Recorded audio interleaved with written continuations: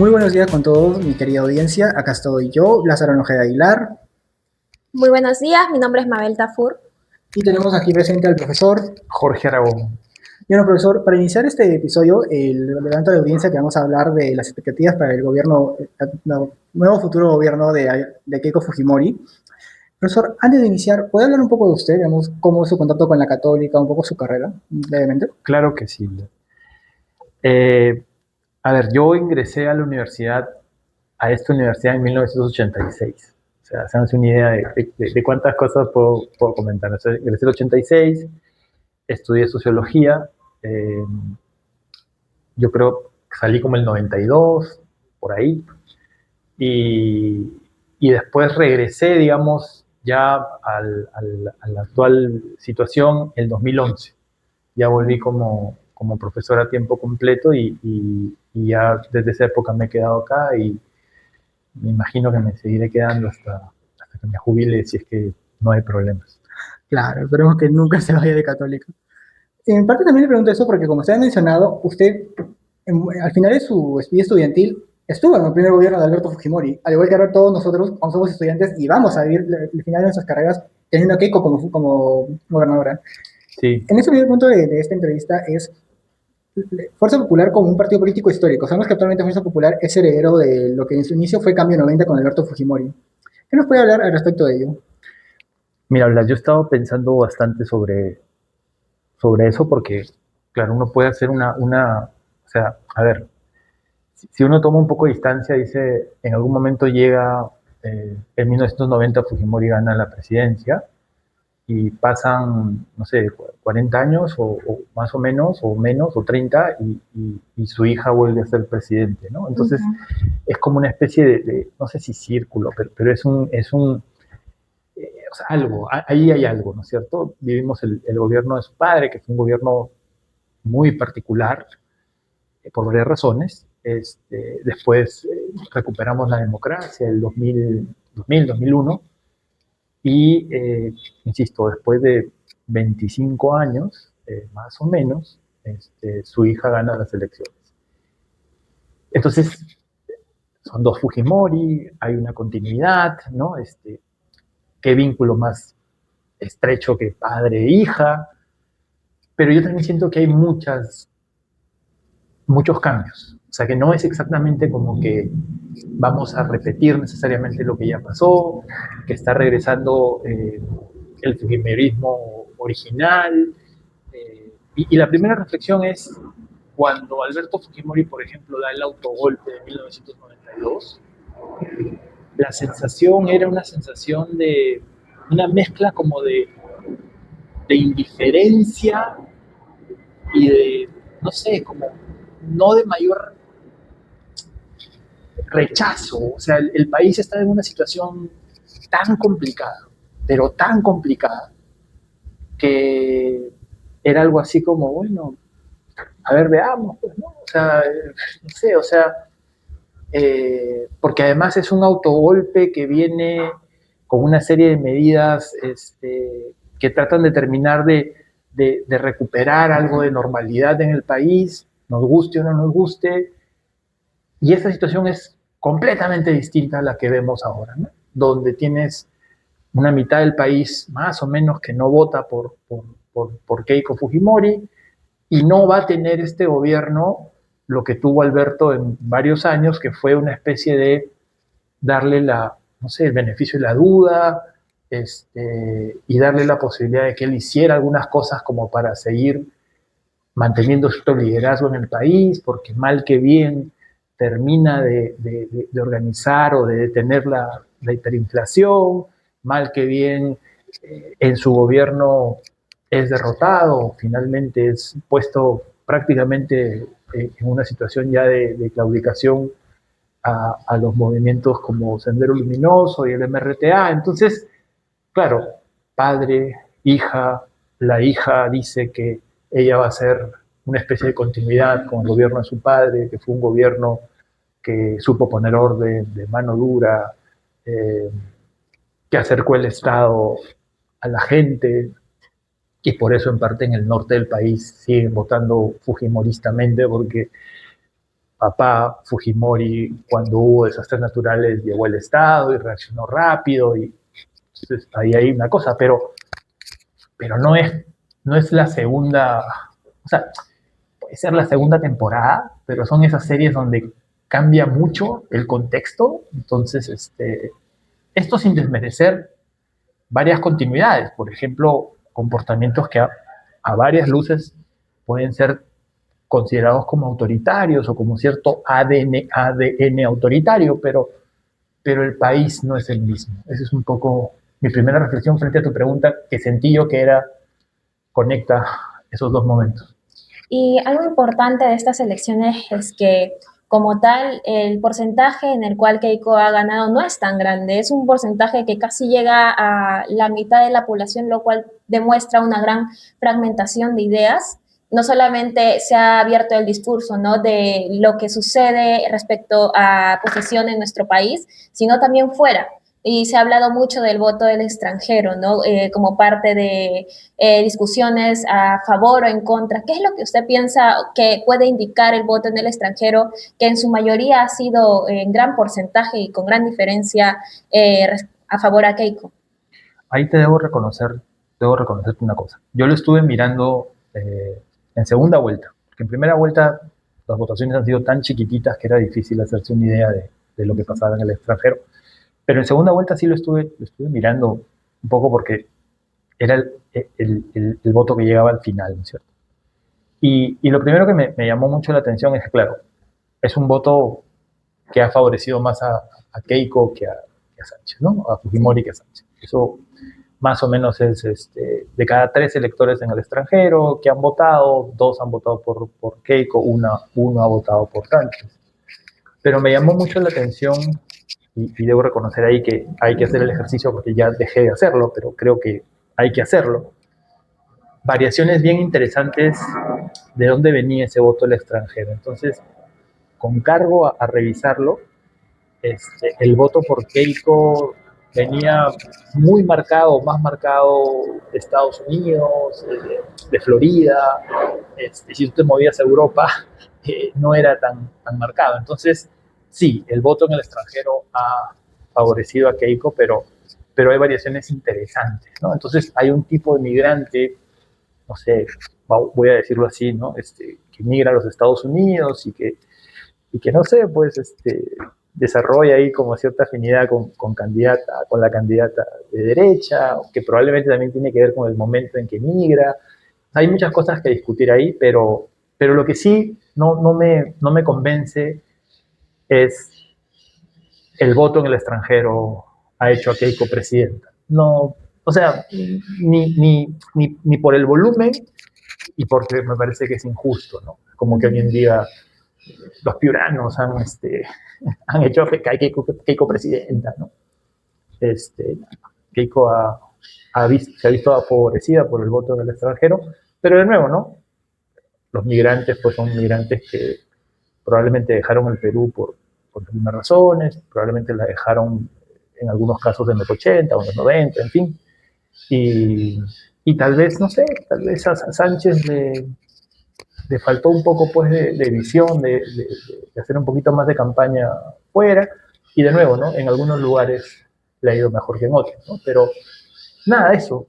Pero digamos, sigamos mirando o sigamos conociendo quiénes son estos peruanos en el extranjero y por qué les parece que un gobierno de Keiko es más ventajoso que un gobierno de Sánchez. Correcto. Aparte, una aclaración también sería que, como su profesor lo he escuchado acá en la Católica mencionar que no solo el punto que también se ha mencionado es que Sánchez ha tenido una peor elección que Pedro Castillo en segunda vuelta en 2021 y que en parte por eso los votos extranjeros sí marcaron la diferencia en esta elección. Usaron un poco el tema de esa parte, pero también quería tocar el tema, por ejemplo, otra vez vinculando un poco con el gobierno de su padre. Ambos Fujimori, aunque hoy en día también se habla de un poco de una línea albertista y otro de keikista, creo que esa división es de 2016. Pero quería ver el punto de que ambos, digamos, podemos decir que son partidos políticos con un liderazgo muy personalista, padre e hija. Keiko Fujimori ha sido líder de Fuerza Popular ya por cerca de 15, 16 años y se ha mantenido. No ha habido una disputa formal, alguien que le pueda decir, no, yo quiero ser candidato presidencial a pesar de que ha perdido 3 elecciones. Y también siendo un poquito nexo al siguiente punto de nuestra conversación, que va a ser un poco la comparación a futuro de con gobiernos externos de lo que podemos llamar derecha en Latinoamérica. ¿Hay algún otro ejemplo, incluso dentro del propio Perú, de una persona, en este caso Keiko, que haya tenido un líder, o sea, personalista del partido, en su figura, por tantos años, a pesar de tener problemas? Ahora, Blas, no nos olvidemos que, a ver, ¿qué significa Alberto Fujimori en la historia política del país? ¿No? Alberto Fujimori significa, o sea, Alberto Fujimori, no nos olvidemos, es elegido en 1990 y ahí sí yo no tengo mucho problema con esta idea del outsider, o sea ya los partidos estaban como en la lona, muy desacreditados, había gobernado la derecha del 80 al 85, había gobernado la centro izquierda en ese entonces del 85 al 90. Entonces Fujimori es eso que conocemos como el comienzo de esta época de la crisis profunda de los partidos políticos, ¿no? Entonces, claro, eso explica, digamos, el rol que tuvo él como persona, ¿no es cierto? Y ya no vinculada a un partido político, una ideología, sino más bien a una gestión, ¿no? Entonces, ahí es donde comienza esta historia en el Perú, por lo menos, de liderazgos políticos muy personalizados, que han, por varias razones, no sé si reemplazado por completo, pero bastante a partidos, organizaciones, ¿no? Liderazgos más institucionales, ¿no? Entonces, la política desde Alberto en adelante es una política muy, muy personal. Y claro, el punto, y ahí sí estoy de acuerdo contigo, de liderazgos como cortos, ¿no? O sea, pensemos, no sé, pues en Alejandro Toledo, ¿no? ¿Cierto? Que tuvo su cuarto de hora, ¿no es cierto? O García, que tuvo su cuarto de hora, o Humala, que tuvo su cuarto de hora. Todos son como organizaciones, como alternativas políticas muy centradas en la figura de muy personalizado, ¿no? Entonces, eso, digamos, creo que no ha cambiado. Ahora, ¿qué hace que el fujimorismo pueda sobrevivir, ¿no es cierto?, a Alberto?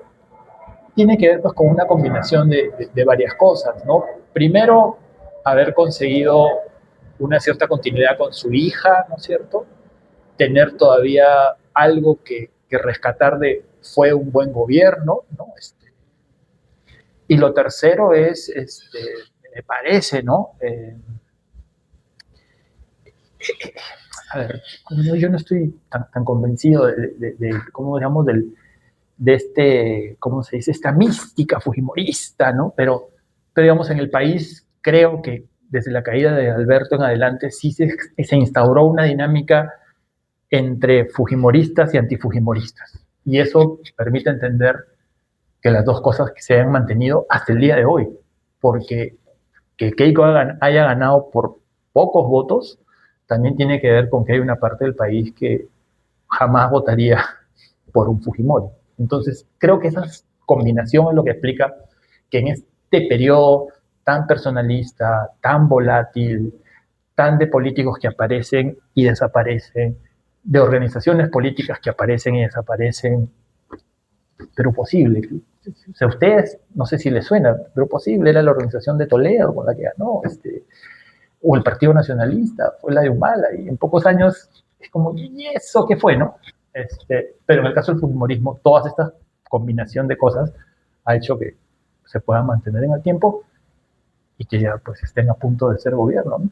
Y resulta bastante interesante justamente el punto que usted menciona, porque de hecho, algo que ha caracterizado a Fuerza Popular como partido es que es un partido totalmente organizado hasta cierto punto, ¿no? Sí. Y si lo comparamos con otros partidos políticos, pues no es así. Cuando vemos a sus congresistas, antes de que sean senadores y diputados, como que todos al momento de votar por una ley eran verde o amarillo, no podían ser otra cosa. Entonces, ¿qué es lo que usted piensa respecto? ¿Por qué les funciona tanto esa organización como partido que puede ser criticada o valorada a comparación de los otros, ¿no? Que demuestran mucha diversidad respecto a opiniones, pero también no hay mucha permanencia? Sí, ahí también me temo que voy a responder diciéndoles, hay varios factores que se suman, ¿no? Uno, a ver, recogiendo un poco lo que decía hace un rato, ¿no? O sea, el antifujimorismo genera cierto fujimorismo, ¿no es cierto? Y entonces, sin que eso sea pues una identidad política hiper sólida, gente que se reconoce pues como atacada, ¿no? Por el hecho de pensar que Fujimori padre fue, no sé, el mejor presidente de los últimos años, ¿no? Entonces, eso ayuda de alguna manera a consolidar cierto espíritu, ¿no? Ahora, perdona, pero claro, todo esto para decirte sí, completamente de acuerdo, el fujimorismo ha sabido crear una organización que funciona. No es un partido político nacional, no tiene presencia en todo el país, no tiene un montón de militantes, o sea, no es el regreso de un partido político como los que habían en la antigüedad o hace muchos años, pero sí es una organización política bastante bien organizada que hace exactamente lo que tú has dicho y tiene disciplina, ¿no? O sea, tiene una cadena o sea, reconocemos quién manda, reconocemos cuál es la dirección, votamos en esa consistencia, no nos peleamos, no transfugamos. Y ahí también tiene que ver una segunda cuestión. Yo creo que el fujimorismo es una opción bien interesante para alguien que quiere efectivamente hacer política y llegar a un cargo, ¿no? O sea, pensemos así por un ratito, ¿no? Si tú tuvieras ambición política, ¿no? Si tú quisieras ser autoridad, si tú quisieras ser congresista, ¿dónde pondrías? Y no te interesa nada más que el hecho de llegar al gobierno, ¿no? Digo, no te interesa nada en el sentido de te da igual si es de centro o de izquierda, derecha. Yo creo que no sería descabellado pensar que me conviene, pues, ¿no? Ser fujimorista, disciplinado, ¿no? De hecho, mira, acaban de ganar, ¿no? Estuvieron cerca de ganar la vez anterior y o sea, ha sido, digamos, entonces es como una oportunidad política para alguna gente que te da alguna garantía, ¿no? De que no vas a desperdiciar ni tu tiempo, ni tu talento, ni tus cosas, ¿no? Entonces, creo que todas esas cosas explican que en este momento sea así, pues, la organización política más consolidada del país, ¿no? Y eso tiene ventajas, ciertamente sí.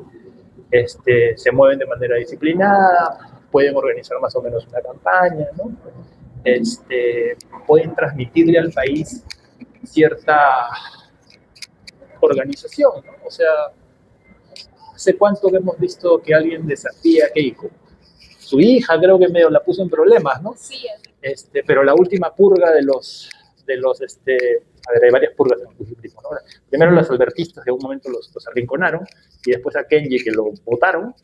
A partir de ahí, nadie le hace sombra a Keiko, ¿no? Entonces sí, es la organización más lograda, y eso además destaca mucho en este contexto de mucha volatilidad, fragmentación, dispersión.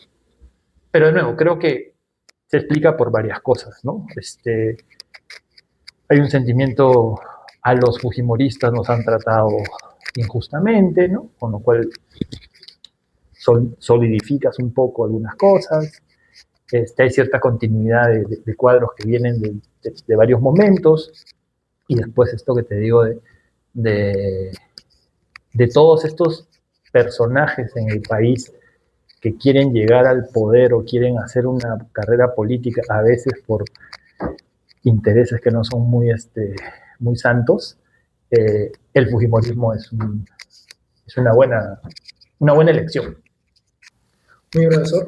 El segundo punto de este podcast sería ¿cómo ha sido el actuar de Fuerza Popular en el Congreso en los últimos años, digamos aproximadamente de 2010 a 2026, y cómo podría ser ahora su actuar, puesto que ahora ya no van a poder ser oposición desde lo que podría ser el Poder Legislativo, sino que ahora están en el Ejecutivo y ahora le van a hacer oposición a su gobierno? Sí, Blas, esa es o sea, no sé, yo creo que es la pregunta que nos estamos haciendo varias personas, ¿no? O sea, una vez que ya está resuelto quién es el nuevo gobierno, ¿no? Porque hasta hace algunas semanas, o antes de la segunda vuelta, o incluso los días posteriores, cabía la posibilidad de no saber si debe ser uno u otro. Ya sabemos que Keiko es Fuerza Popular, es gobierno. La pregunta que nos estamos haciendo es qué vamos a ver, ¿no es cierto? ¿Qué vamos a tener los próximos 5 años, ¿no?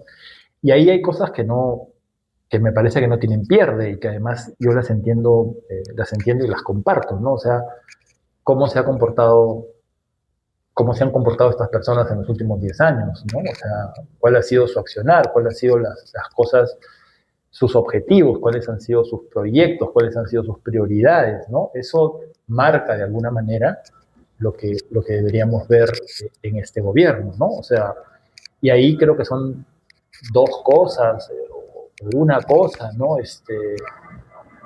Un comportamiento ya, si no autoritario, de desmantelamiento, me parece que en varios sentidos, de la imparcialidad de un montón de instituciones, ¿no? O sea, yo iría en contra del Estado de Derecho como deberíamos tener en un país, ¿no? Es decir, instituciones más bien eh, capturadas, influenciadas, ¿no? Con leyes que uno no entiende, digamos, cuál es la racionalidad, a quién están queriendo favorecer, ¿no? No aparentemente o ciertamente no al país, ¿no? Entonces, ese comportamiento no va a desaparecer. O sea, no es que fueron una cosa que ahora ya no van a hacer. Pero la segunda parte del tema que tú planteas es claro, una cosa es cuando estoy en la oposición y desde la oposición o desde el Congreso gobierno, poniendo al frente a personas que se prestan, ¿no es cierto?, a ser la cara visible del gobierno. Y otra cosa es cuando ya eres gobierno, o sea, eres responsable de lo que pase. Más aún cuando vas a tener en el Congreso no una minoría, sino una fuerza considerable. Entonces, los fujimoristas nos han repetido en los últimos años que ellos no han gobernado. A partir de julio, ellos van a gobernar. Y para bien o para mal, ellos son los principales responsables. ¿Cómo va a influenciar eso en su comportamiento? Esa yo creo que es un poco la pregunta, ¿no? ¿Qué tanto de esta nueva condición los puede obligar a actuar de una manera diferente, ¿no? Ese es también un buen punto. Ahora, a mí no me gusta mucho así estar como hablando sobre, o sea, como citando cosas, pero una de las cosas más curiosas que leí en las últimas semanas fue, hay un periodista norteamericano, si no me equivoco, que se llama Michael Reed, que ha escrito mucho sobre América Latina y escribió hace poco un artículo cortito sobre exactamente lo mismo, ¿no es cierto?, que él espera al Perú en los próximos años. Y poco más, poco menos lo que él planteó es, eso va a depender mucho de qué es lo que desea hacer Keiko y su gente. Y él planteaba como dos escenarios, ¿no? Un escenario es, bueno, va a ajustar cuentas, ¿no? Va a ser un gobierno no sé si es la palabra exactamente, pero de, como, no era venganza, pero sonaba algo parecido, ¿no? O sea, ahora que yo estoy en el gobierno, me voy a acordar quién han sido mis principales opositores, quiénes son mis principales enemigos y los voy a derrotar o los voy a seguir derrotando, ¿no? Entonces, revancha, venganza, ¿no? Claro, es una posibilidad, ¿no? La otra posibilidad es, o sea, también le puede interesar que su gobierno no sea malo y eso le puede obligar a no comportarse de la manera desestabilizadora, negativa, socavadora, aplanadora de los últimos años, ¿no? Entonces,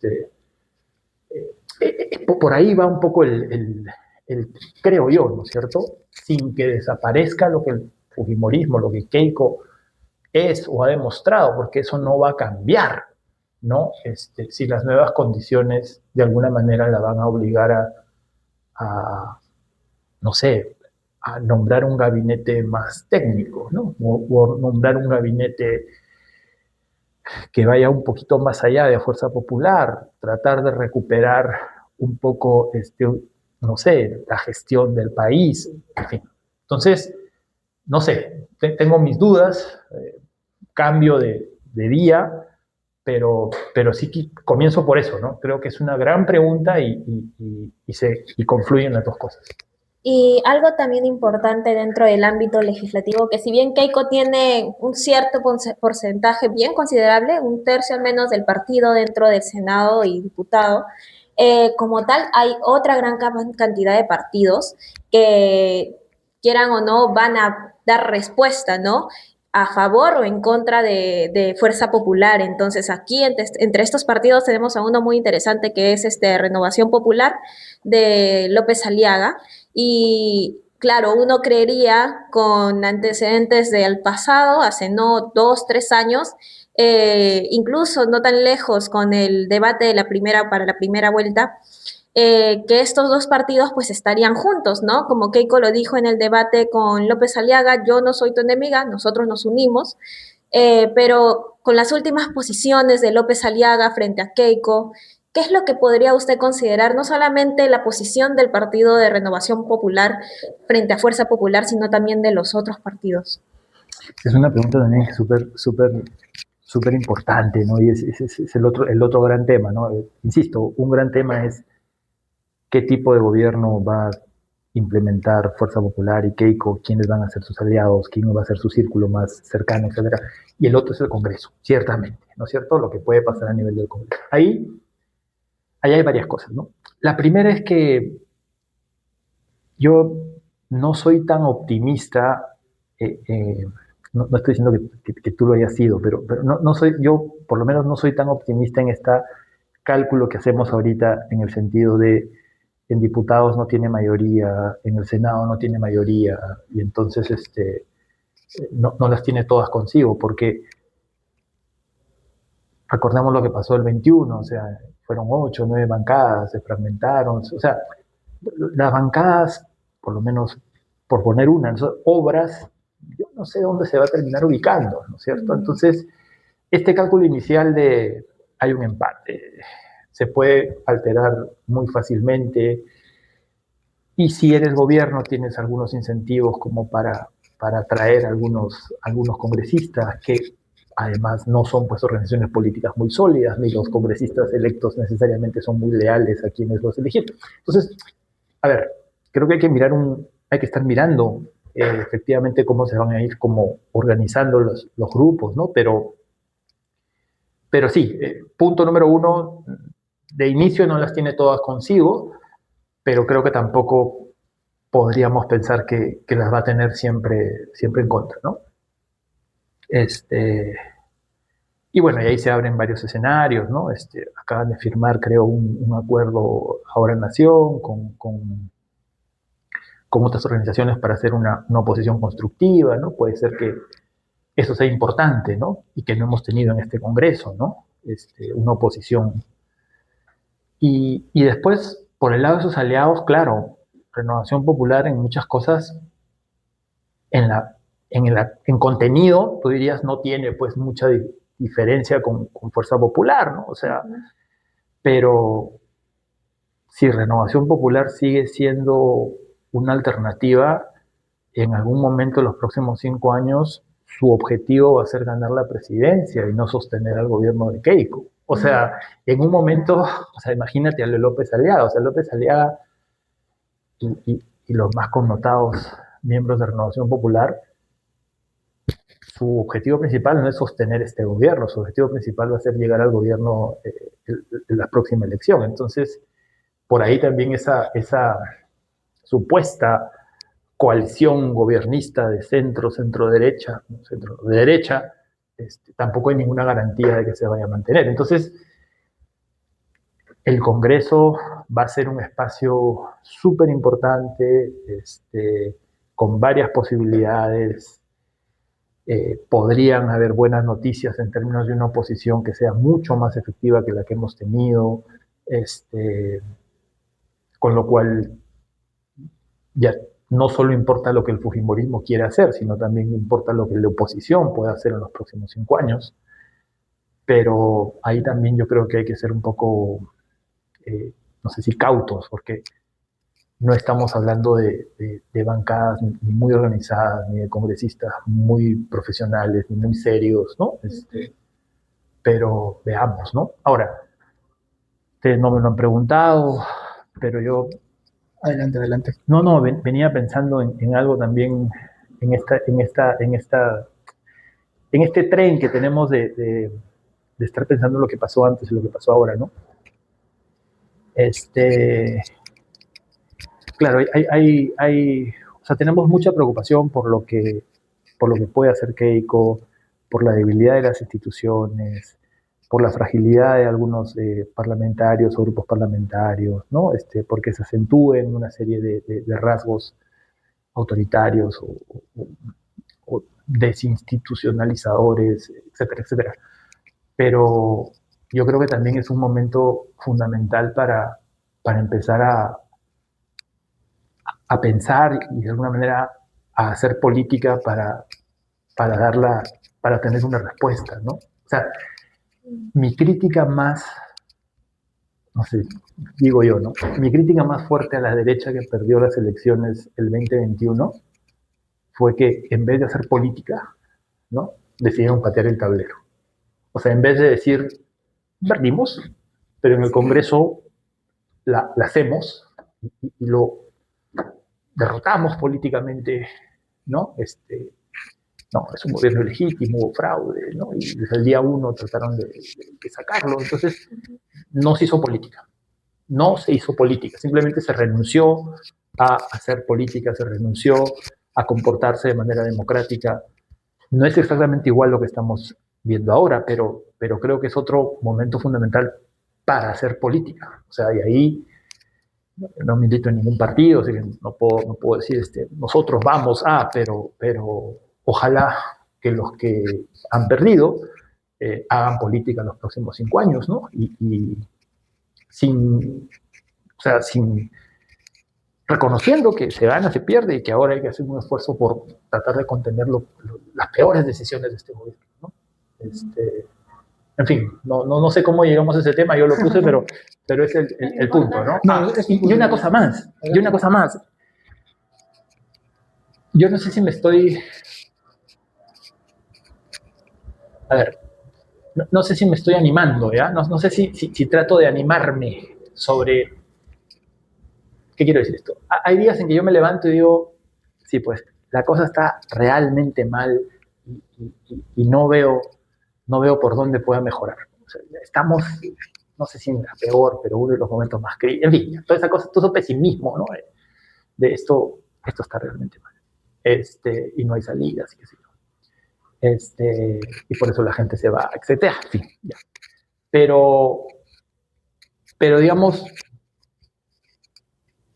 a ver, o sea, lo que yo creo que hubiera sido, no sé, pues, insufrible, ¿ya? O sea, yo ya no sé qué hubiera tenido que hacer para poder vivir, es tener 5 años como los que acabamos de tener, ¿no? O sea, 5 años de no pasa nada, de no hay, o sea, es toda una frivolidad, toda una cosa que se descompone, pero al mismo tiempo sin que haya, digamos, realmente talento por el lado de los que descomponen el país, o sea, 5 años más modo Dina, no sé, o sea, me volvía loco, ¿no? O sea, no sé, pues esta cosa que se va deshaciendo, ¿no es cierto? Pero al mismo tiempo, sin que haya nada que pueda, como un hielo que se derrite, ¿no? Y no hay nada que hacer.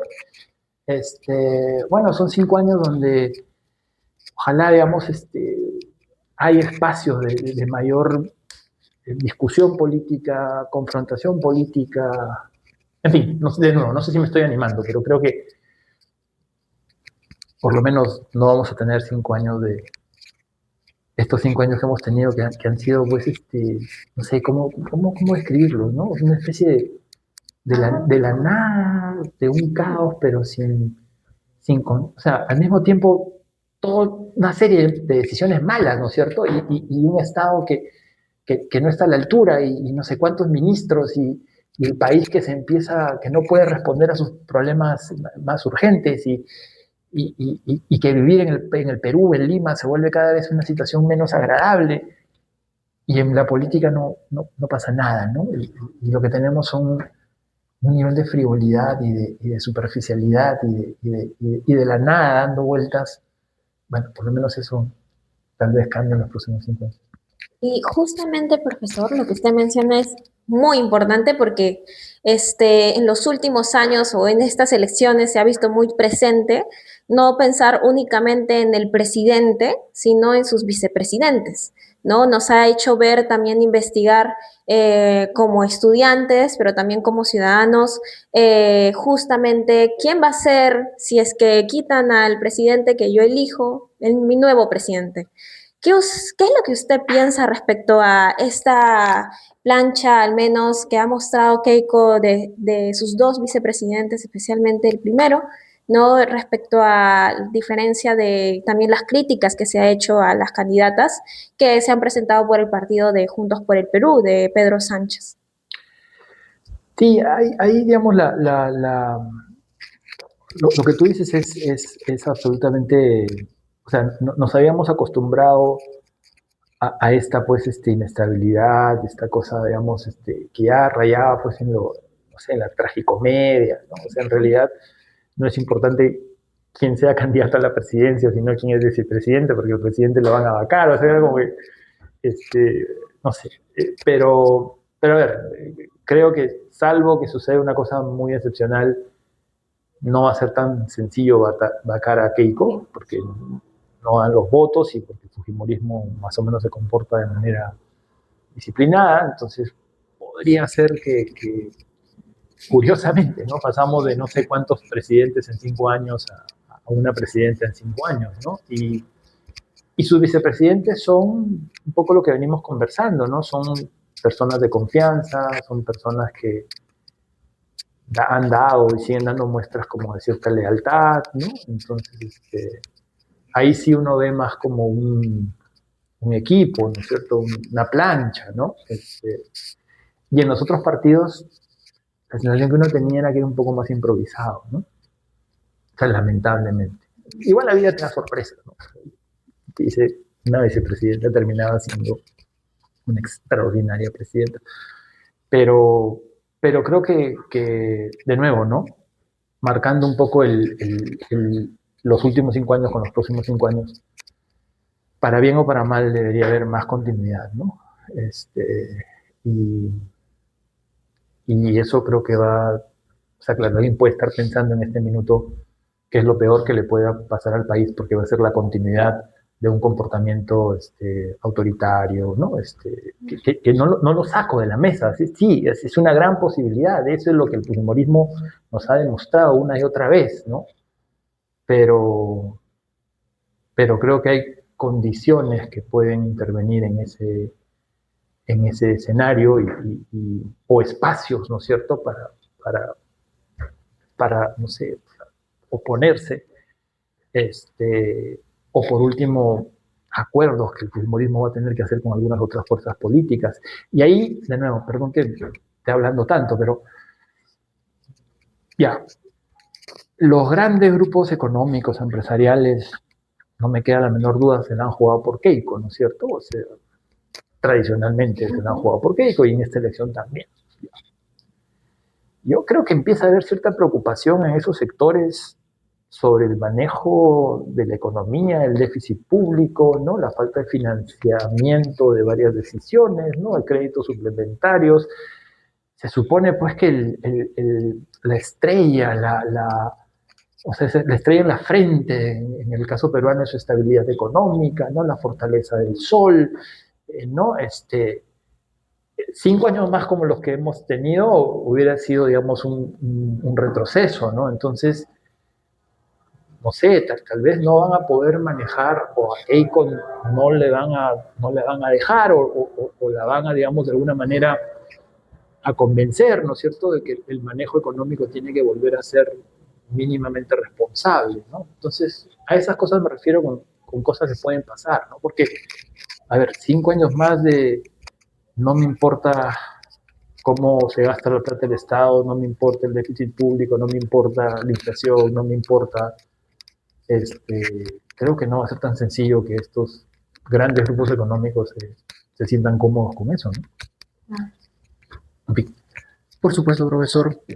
Y Digamos, saliendo un poco del tema, tal vez de lo que puede ser Fuerza Popular como un partido en su papel ya del poder legislativo y todos los temas que hemos mencionado, algo que sí cabe, podemos tocar, que se sobre todo en el ambiente académico o ya incluso fuera de él, algunas personas dicen ya, en esa elección capaz que Keiko llegue al poder, y será real esto de que tal vez el fujimorismo tiene que volver a gobernar para que la próxima elección de verdad desaparezca, ya no tengamos ese voto duro, o en caso de que entre comillas lo haga bien, bien, ojo, un buen gobierno lo vamos a definir en este podcast, es uno mantener estabilidad y digamos mantener salida tanto política como económica y podemos ir en piloto automático y a muchas personas ya será un buen gobierno sin importar si Keiko en su gobierno ocurren o no violaciones de derechos humanos. ¿Usted considera que a pesar de eso es posible una continuidad del fujimorismo o usted también es de los que considera que ahí acaba? Tomando perdón, un pequeño detalle más, Keiko mencionó en una entrevista, o sea, sabe que no lo puede no sostener, por más de una vez en su historia política, dice que después de su gobierno, en caso de que el fujimorismo vuelva a ser electo, hay una posibilidad de que ella no sea la candidata. Si de verdad ocurre esto, el Fujimori sigue y ella se quiere deslingar, ¿usted considera que eso es posible siendo un partido con un líder tan personalista?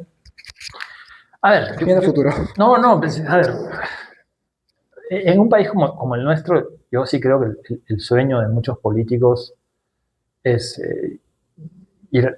capturar el poder y no soltarlo, ¿no? O sea,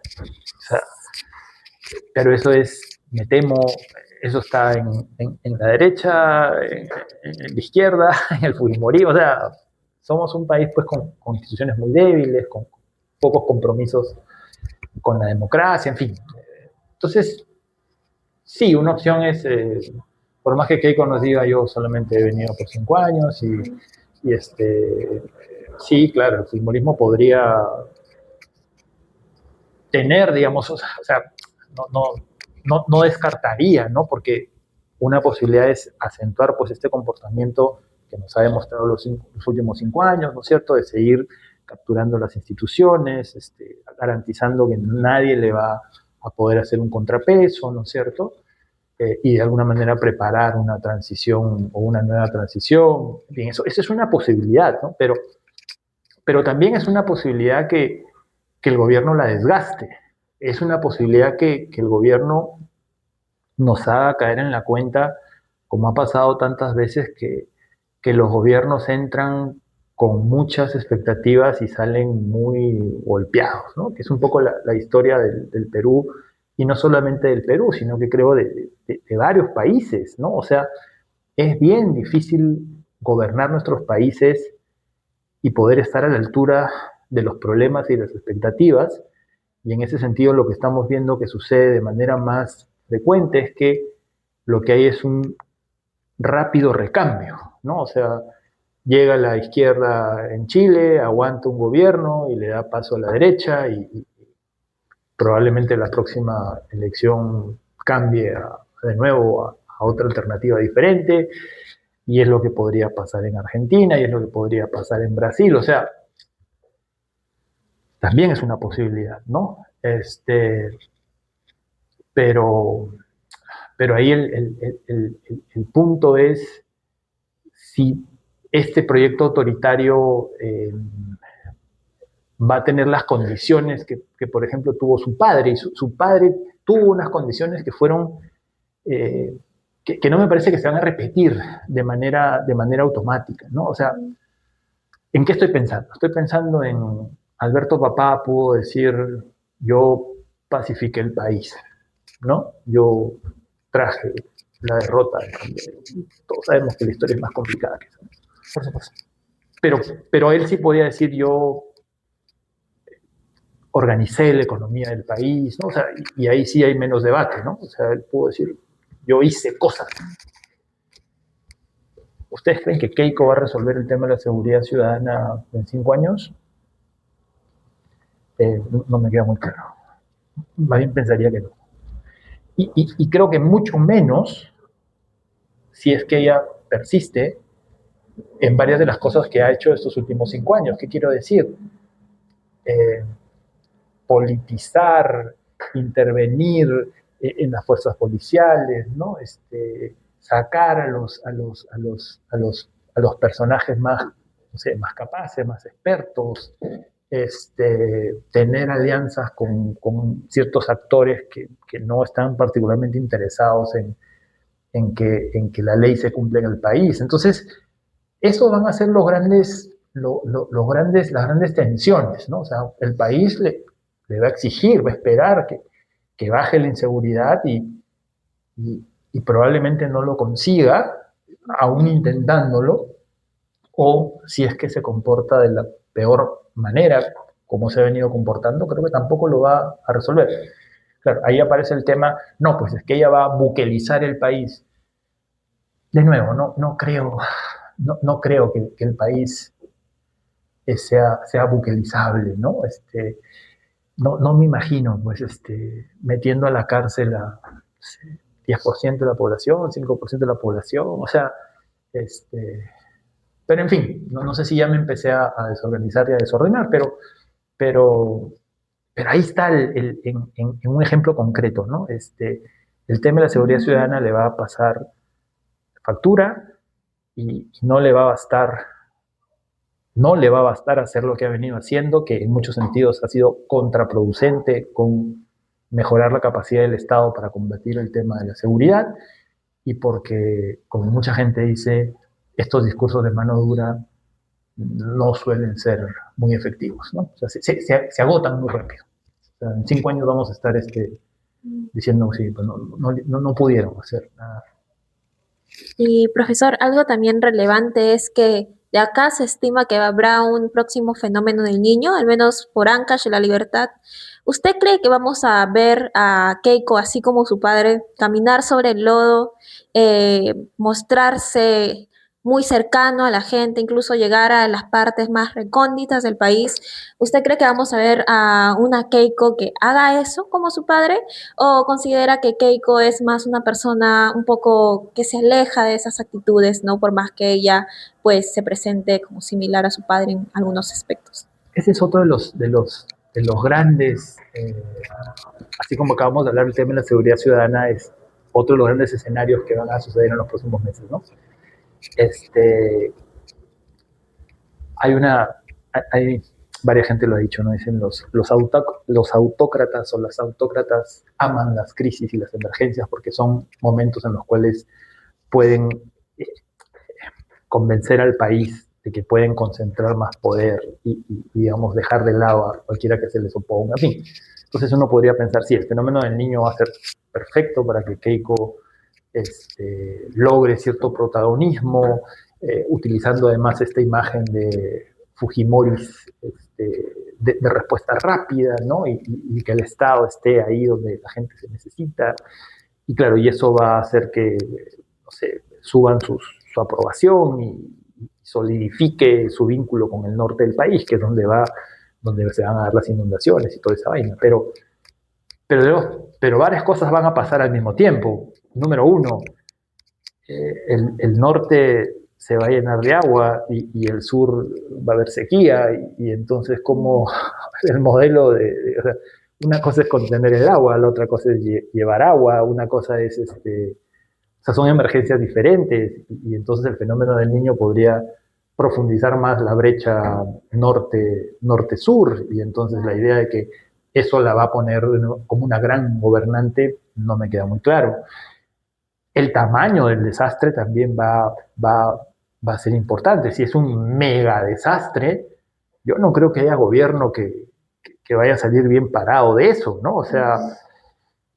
A ver, todas las comparaciones son odiosas, y los desastres no son iguales, pero digamos, cuando la catástrofe es masiva, lo que va a hacer va a desnudar todas las debilidades del Estado. O sea, puede ser una cosa así como pandemia, es decir, ya no serán las camas UCI, pero es algo así como, no hay nada, o sea, no hay nada más que tragedia, sufrimiento, muerte, dolor.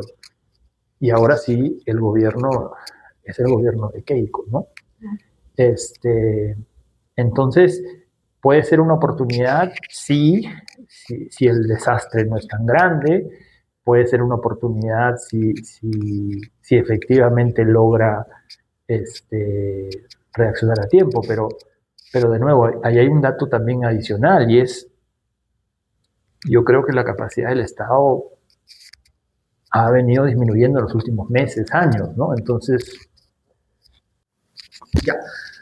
Como tercer y último punto para este podcast, vamos a intentar hacer una comparación entre ese nuevo gobierno de Keiko Fujimori como un, digamos, ascenso a la derecha y vamos a hacer un poco de paralelismo con el resto de Sudamérica. Tenemos a Kast, el propio gobierno instalado de Milei, creo que ya aproximadamente 2 años para este momento. En Brasil aún mantienen Lula, pero se cree que en las próximas elecciones eso también podría cambiar. Tenemos en el propio Colombia, es de los gobiernos, de hecho, o presidentes que ya han saludado formalmente a Keiko, incluso antes de ganar las elecciones ya tienen ese contrato cercano. Entonces, pues, tenemos ya el propio Bukele allá en El Salvador, creo que es el, digamos, podemos decir, actualmente de derecha que más longevidad tiene en sus gobiernos. ¿Cómo podemos ver esta tendencia, profesor? Porque creo que formalmente, en hacer una comparación de gobierno, para acá saber que sí tenemos esta idea de que el fujimorismo ya ha tenido un gobierno como tal. Ahora en el Poder Ejecutivo, ¿qué nos espera? ¿Una colaboración? ¿Para dónde vamos? ¿Cómo? Esta parte del continente. Sí, no, o sea, no se puede negar, ¿no? Tienes, digamos, en este momento más gobiernos en la órbita de la derecha y de la extrema derecha que de otro tipo, ¿no? Entonces se empieza a hablar, pues, del giro a la derecha y a la extrema derecha, ¿no? El problema con estas ideas de giros es que a veces te da la sensación de que se está, digamos, generando una especie de un antes y un después, ¿no? Y hace no mucho estábamos hablando del giro a la izquierda, y en realidad lo que creo que estamos viendo desde hace algunos años es que hay una alternancia, ¿no? Entonces entra a la derecha, sale a la izquierda, y entonces no creyera, digamos, que estamos en una especie de momento en el cual la región, ¿no es cierto?, como un todo, ¿no? Desde adentro, ¿no? Además, porque las victorias, insisto, son victorias bien ajustadas, ¿no? En Colombia mismo no es una victoria que tú digas, la derecha o la extrema derecha arrasó, y en Perú tampoco, ¿no? Y lo de Chile, sí, fue una victoria, no sé, sí, nadie la puede negar, pero tampoco fue, digamos, una goleada, ni lo de Argentina tampoco, ¿no? Y además porque creo que en las próximas elecciones lo más probable es que haya una alternancia, ¿no? Entonces no sé, no me llama un poco la atención estos triunfalismos, ¿no? Ya hemos vencido, ¿no? Claro, hemos llegado a la final, la batalla cultural. La batalla cultural, y estamos, nos estamos haciendo fuertes, y además habría que recordarles lo triste que fue esta idea la idea del fin de la historia. O sea, nada dura para siempre, ¿no? Ahora, sí es un tema que vas a tener, digamos, varios gobiernos que comparten, digamos, ciertas afinidades, ¿no? Y eso en términos internacionales marca, pues, la posibilidad de promocionar ciertas agendas, ¿no? El tema de la batalla cultural, que ahora se ha vuelto un componente tan frecuente de estos gobiernos, ¿no? Entonces, ahí sí puede haber una especie vas a estar rodeado de gente que piensa como tú, ¿no? Y puedes proteger, promover, justificar lo que hagan algunos gobiernos, o los ya tan debilitados organismos multilaterales, pues pueden terminar inclinándose para un lado, ¿no? Ahora, todo esto mientras Trump siga siendo, pues, el presidente que es, ¿no? Si ahora en las elecciones de noviembre Trump pierde, digamos, 1 o 2 cámaras, eso también va a tener, digamos, una correlación. Pero nada, yo ahí lo que creo que es el dato, hay 2 datos ahí, o 3, ¿no? El primero es que lo que estamos viendo es un proceso de alternancias muy rápidas, ¿no? O sea, ningún gobierno resiste 2 periodos. Es muy raro.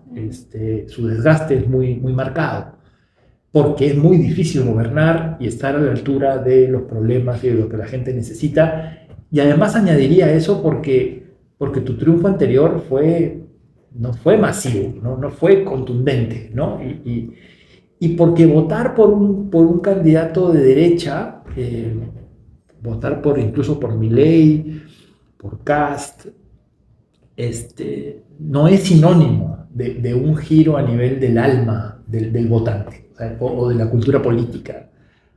O sea, no es eso, como no lo fue el giro a la izquierda. O sea, el giro a la izquierda no fue América Latina y los latinoamericanos hicimos una especie, en ciencia política se usa estos realineamientos, ¿no? Y entonces nos movimos todos a la izquierda y no va a pasar tampoco con el tema de la derecha, ¿no? Entonces creo que ese es el dato fundamental. Y lo otro es que, claro, la extrema derecha en este momento tiene ciertas ventajas electorales porque no tiene ningún problema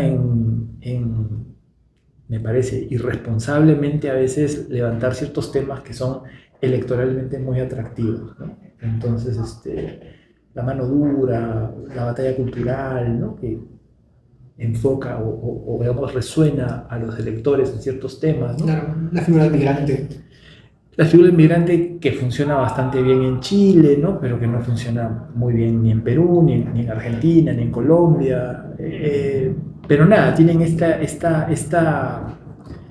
sea, no se olviden que vivimos en una época, mal que bien, donde el que grita más llama más la atención, ¿no? O sea, no sé si por el tema de las redes, de las comunicaciones, ¿no? Pero entonces eso es lo que les ha dado o lo que les da, ¿no? Cierta ventaja electoral, pero que no les va a dar me parece, ¿no? Para quedarse en el gobierno mucho tiempo, ¿no?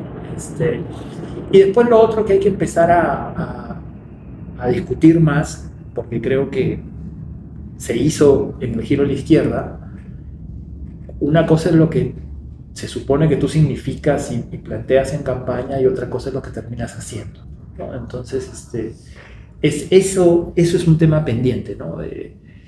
Entiendo que en Argentina la cosa no es no ha sido tan absoluta como Milei lo planteó. En algunos aspectos sí, en otros no tanto, ¿no? Y nada, eso. Entonces, sí, la mayoría de países de América Latina o de América del Sur tienen en este momento gobierno de derecha y de extrema derecha, y eso te dice muchas cosas, pero no creo que sea, digamos, no creo que da para celebrar el triunfo de la derecha por los próximos lustros. Sí, y resulta interesante porque se habla mucho internacionalmente, ¿no? De esta política ya no Monroe, sino Donroe, que es como la era de Trump, ¿no? En su gobierno, donde el mapa se empieza a pintar de azul y claro, quizás no sea permanente, pero ya iniciando sus primeros días, quizás ya como presidenta o bueno, como electa, las actitudes que ha tomado Keiko Fujimori ha sido en torno a recibir las felicitaciones de estos presidentes que han ganado también elecciones, por ejemplo Espriella en Colombia, o también de Milei, ¿no? Que en sus redes sociales muestra esta como tú y yo vamos a trabajar juntos. ¿Cuál sería como viendo el panorama un poco más de unión ideológica quizás hasta cierto punto, ¿no? De cómo es que esto recibiría Keiko y cómo el Perú se vería al menos internacionalmente en este? Sí, no, a ver, inicialmente es ¿cómo decirlo? Es una ventaja que tus vecinos, que tengas una buena relación con tus vecinos. Es así, yo lo pondría de esa manera, ¿no? Es como cuando uno vive por un edificio, que ahora es la práctica más habitual, y tú le dices, oye, ¿cómo son tus vecinos? No, mis vecinos son buena onda, mis vecinos son tranquilos, mis vecinos, o sea, no sé si lo estoy hipertrivializando, pero digamos, inicialmente me da la impresión que Keiko puede sentir que con sus vecinos la cosa no va a estar tan friccionada, ¿no? Sino que va a haber posibilidades de eso, ¿no? Porque hay una relación, porque hay cierta afinidad, se pueden conversar de ciertas cosas, se pueden evitar tensiones o problemas que, por ejemplo, no es lo que tuvimos con Petro, ¿no? Y claro, Petro se tensó la relación con Colombia, se tensó la relación con México, que es un vecino muy lejano, ¿no? Pero en este momento creo que esa sensación pueden tener, ¿no? O sea, están rodeados de vecinos con los cuales tienen cierta afinidad, ¿no? Y eso te da cierta tranquilidad o hace que el frente exterior sea un frente menos complicado, pero tampoco creo que eso te va a dar, digamos, muchas ventajas, ¿no? Porque al final los problemas son locales, ¿no es cierto? Los desafíos son nacionales y el mismo Estados Unidos, claro, puede, digamos, intervenir digamos, o apoyar ciertas decisiones, pero tampoco creo que las tengan todos consigo, ¿no? Y de nuevo, creo que lo interesante va a ser cómo el hecho de ser gobierno los sitúa frente a sus electores y a quienes no votaron por ellos, ¿no? Y el caso en este momento de Chile me parece que es bien interesante porque no parece ser un gobierno que las trae todas consigo, ¿no? Se han metido la pata varias veces y si siguen así van a llegar extenuados al siguiente proceso electoral. Pero, y estoy mencionando también lo que son, digamos, la situación de Sudamérica, o de Latinoamérica en este caso, y cómo, digamos, algunos líderes, en este caso presidentes, se están aliando con Trump. Quiero mencionar un poco el elefante en la habitación, pero se toca el tema internacional Sudamérica, Latinoamérica con Estados Unidos, que puede ser China. Hace unos, hoy, para la audiencia, estoy cuando estamos 4 de julio, no estoy seguro exactamente de la fecha, que confirmó sus primeras palabras como ya candidata prácticamente electa, Sí. y mencionó el tema de que sí, que Estados Unidos había una relación formal, pero en las últimas décadas, bueno, lo que nos hemos acercado es a China, y los que mayores inversiones, tema minero claramente está, es ese país. Y para bien o para mal, buscaremos a mejorar las relaciones de Estados Unidos, no vamos a descuidar la China. Básicamente, que dando a entender que a pesar de toda la historia, el contexto de que Trump quiere tener más presencia, no van a dejarnos a soltar a China, no van a dejarnos ceder ante ellos. No tanto vamos a traerse una figura como puede ser Javier Milei, que va a Estados Unidos cada cierto tiempo, posan, hablan, hacen acuerdos. Como que intentan ser como que dando un mensaje a la nación de que voy a intentar sobrepesarlo. Sí, tal cual, ¿no? O sea, imagínate, además que a razón de qué, pues, ¿no? A razón de qué este gobierno decidiría que su único socio comercial importante, o sea, sería pues un despropósito, ¿no? O sea, o sea, no, es más, te diría, sería medio suicida, ¿no? Porque además no tienes garantía de que Estados Unidos va pues a convertirse de nuevo en un socio comercial o que te va a dar a ti ciertas ventajas como para recuperar. Yo más bien lo que creo que va a pasar en los próximos años es esta cosa que hemos visto que tiene un poco como de anecdótico, ¿no? O sea, tú permites que se produzca, se genere, se construya el puerto de Chancay, ¿no? Y digamos, eso solidifica el vínculo con China y al mismo tiempo militarmente vuelves a comprar aviones norteamericanos. Entonces, en esta cosa de tratar de sopesar o de balancear, digamos, que no parezca que tienes un solo socio estratégico, ¿no? No sé si eso es sostenible, en algún momento pueden haber mayores tensiones, pero claramente no creo que decididamente haya un realineamiento de los intereses o de los compromisos o de las estrategias del próximo gobierno, porque sería muy torpe, ¿no? O sea, la inversión china es muy importante, los mercados chinos son muy importantes para el país y más bien ojalá que quien se haga de la Cancillería y de Relaciones Exteriores sea lo suficientemente hábil para sacar lo mejor de esa situación en la cual tú eres interesante, digamos, para las dos potencias en este momento más importante. Totalmente. Y bueno, para ir finalizando también, algo que nos encantaría escuchar es respecto a su opinión, cómo es que los jóvenes podemos ahora actuar, ¿no? No solamente desde nuestra posición de estudiantes, sino de trabajadores, ciudadanos, etcétera, etcétera, etcétera. Entonces, ¿cómo es que nosotros podemos actuar ante este nuevo gobierno? ¿Qué expectativas, si tenemos que tomar acciones en contra, a favor o en un punto medio, quizás, ¿no?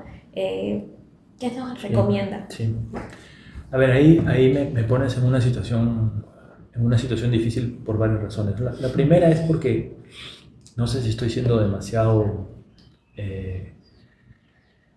sociólogo, pero a mí sí me parece que los adultos hacemos una cosa que no me parece muy justa, ¿no? Y es, bueno, ustedes los jóvenes son los responsables de lo que viene, ¿no? O sea, ustedes tienen que asumir un rol diferente al que hemos hecho nosotros.